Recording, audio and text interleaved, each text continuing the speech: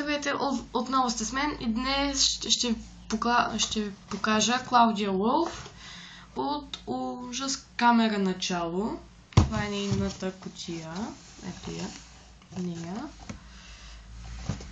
Ето я тук пак. Ще прочета това на кутията.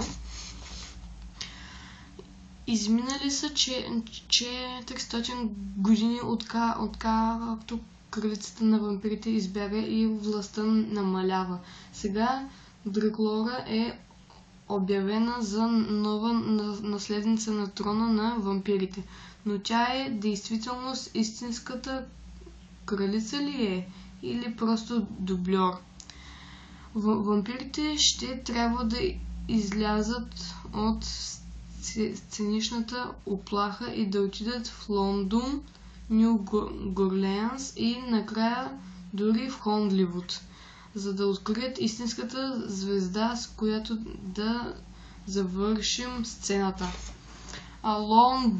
Лондон е Лондон, Ню Горлеанс е Ню Йорк, а пък Холивуд е Холивуд. Това се разбира.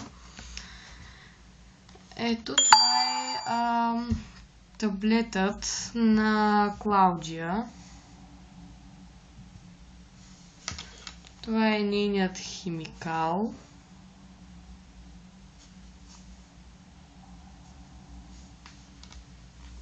И нейната книжка. Тук по принцип пише Monster High, но сега не се вижда много. Ето я нейният дневник. Ето Клаудия Вулф. Тук ще прочета какво пише. Ще те направя злодей, ако четете дневника ми. Малко странно, но... Ето я.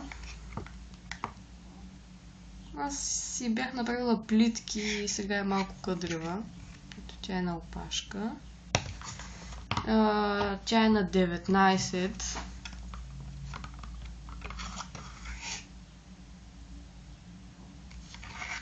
Не знам защо, обаче на тази кукла са я направили доста весела. Ето ги обиците й. Едната е черна халка, а другата е лапа. Не. Кокълчета някакви. Не се вижда много, но както и да е. Ето е нейната гривна. Тя е с доста големи чорапи.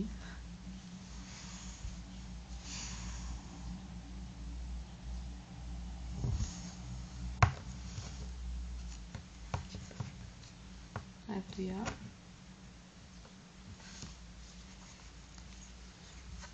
Ще ви покажа дневника отвътре, за да можете да спрете на пауза и да си го прочетете.